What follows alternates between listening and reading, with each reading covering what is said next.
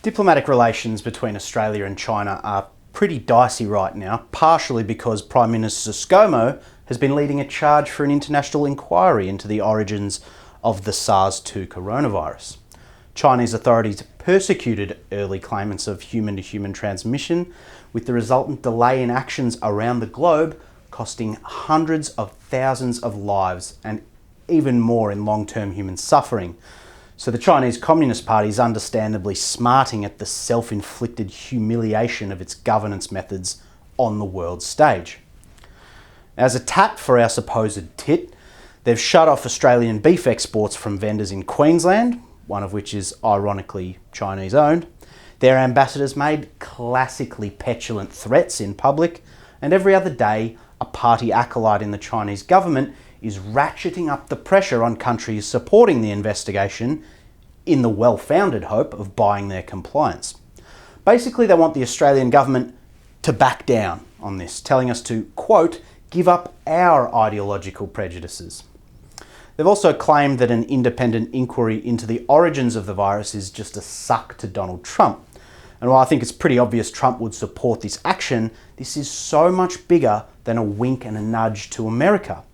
I mean, this inquiry will be just as crucial if Joe Biden wins the US election. It's hit a nerve too, as evidenced by China's response, lashing out economically. They've signalled that they're going to cut further and further into our exports until we do what they tell us to. They've become ruthless economic colonialists under Xi Jinping. We had a great relationship and the country was freer and more prosperous than ever under his predecessor, and now it just gets closer to North Korea every day, cult of personality and all. It's going to hurt, especially as we try to pull ourselves out of the quagmire of hurt this virus has us in, but under no circumstances can Scott Morrison capitulate to the CCP on this international action. I mean, some pundits are already claiming he's gone too far and that we need our biggest customer in these tough times. And there's a lot of truth to that. But unless we want Australia and her neighbours to become vassal states, which frankly seems to be what prominent business leaders like Kerry Stokes and Andrew Forrest want, we just cannot capitulate to this sort of economic terrorism.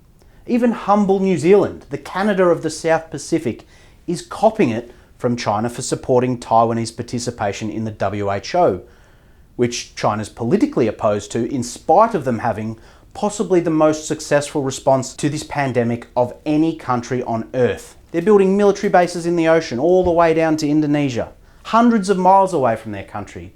They kick and scream at the slightest suggestion they should behave like a good or even a neutral international citizen, and they are the single biggest threat to this planet's climate. Another area that desperately needs international cooperation, and another area that they refuse to do their part on. In a CCP world, China's interests come first and last. Screw everyone else.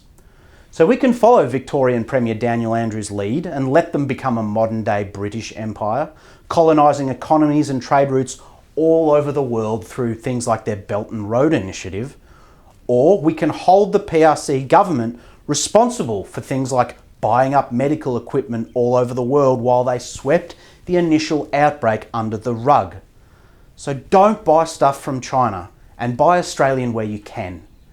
Consider it insurance against Xi and the CCP's next attempt at blackmail.